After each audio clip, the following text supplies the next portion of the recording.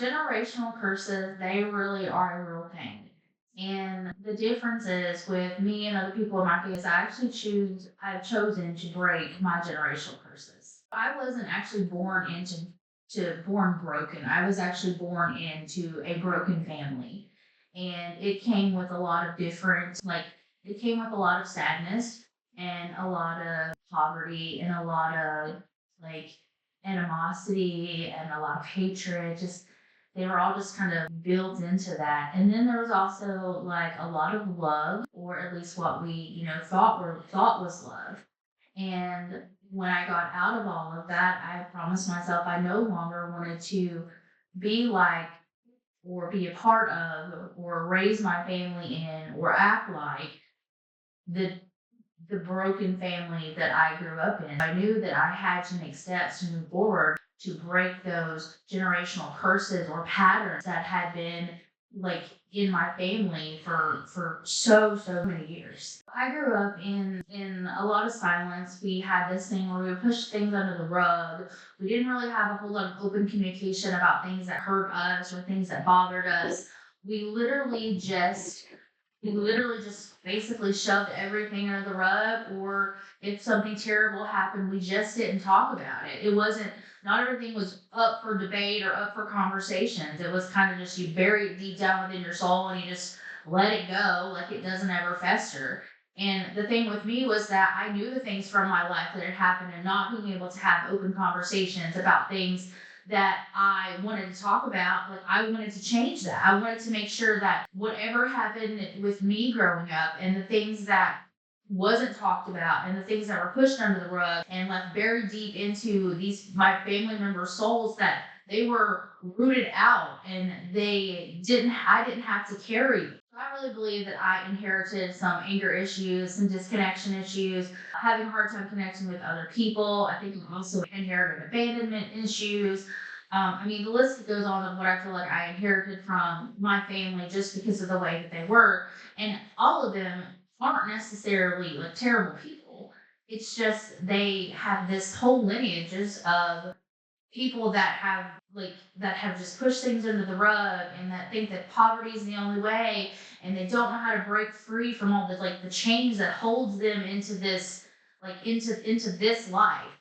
And for me, I did not want that. I had to make the changes to break free from that. What I did was is obviously I had to disconnect from it for a while. Some of the things that I did to help with like breaking these generational curses was recognizing what a generational curse is. And it's really a generational curses is patterns or things that you notice in your family members that have gone through like grandma, great grandma, mom, dad, aunt, uncle, just patterns. It could be any type really of pattern. Mine was, like I said, generational poverty, a lot of trauma, a lot of things not being addressed. And because I chose to break away from that, I was considered what you would call a black sheep, and I was used as a scapegoat an awful lot because I no longer wanted to tolerate any of their bullshit that they would just come up with. And I made the decision that I had to hold myself accountable, and I also had to hold them accountable if they were going to try to be in my life, and not allow them to manipulate me or to think they're the only ones that were right on certain situations. A lot of my family, like I said, they like to call me the black sheep, and that's really okay with me at this point because I don't mind being the black sheep. Because there was this story that came out that I think Pastor Kim, she had said, is that typically the black sheeps of the family, as long as they keep getting back up, they actually turn out to be the goat. And I'm okay with being the goat because I have always wanted a different life that I grew up in. I wanted a different, like a softness. Like I wanted my children to know what affection was, like what real love was, and I would love them without any type of condition. Like you don't have to be a straight A student to be loved by your parents, or you don't have to be perfect to be loved. I just choose to love you because I'm your parent and I love you. And I also wanted to break free of honestly poverty. Poverty was a big thing when you grew up in the Appalachians and your grandparents are raising you and you're on this fixed income. And back when I was growing up, like Tommy Hilfiger was like this big brand. And my family could not afford Tommy Hilfiger. I got clothes from the dollar store, the family dollar store, occasionally the Walmart, and I think we had a Magic Mart or something. I don't remember, something like that. And Kmart was big. I didn't get a whole lot of name brand stuff, even though I was super grateful that my grandparents did the best that they could for me, and they clothed me and they fed me and they made sure I was, okay. I had basic necessities. Growing up in that type of poverty, and you see all these other kids have these things, and you want the same things. You want to fit in, and you just don't because your family can't afford it. I wanted to make sure that my kids, they never had to feel like that. And it's not about giving, to me, I guess it really was about giving my kids everything that I didn't have, and making sure they never felt like they were inadequate or they weren't as deserving, or they couldn't have the same things that other children has because their parents couldn't afford it. And so far with the boys that I do have, my stepkids, they don't go without anything. They have everything and beyond that they should.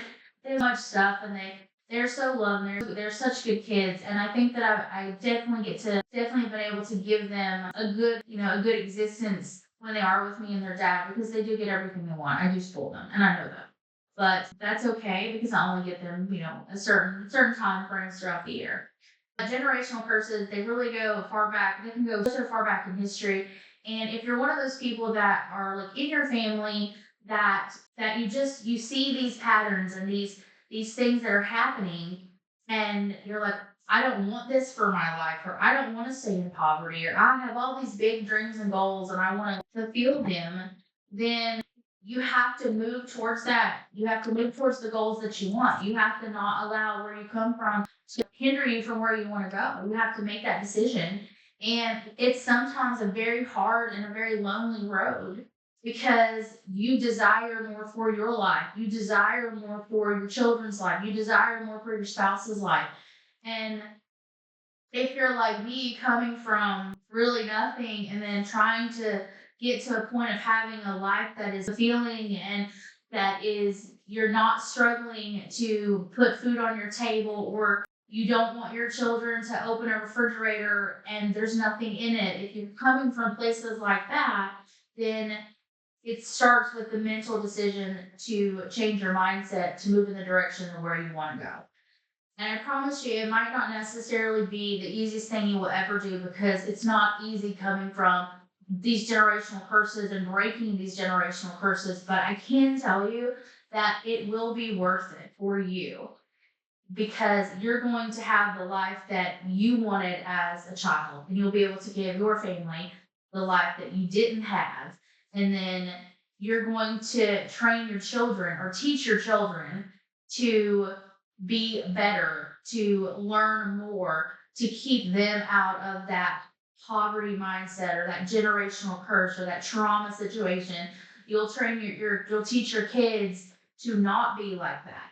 And because of that, you're breaking those curses, and your family as a whole, the family that you create, will have those curses broken, and they'll be healthier because of it.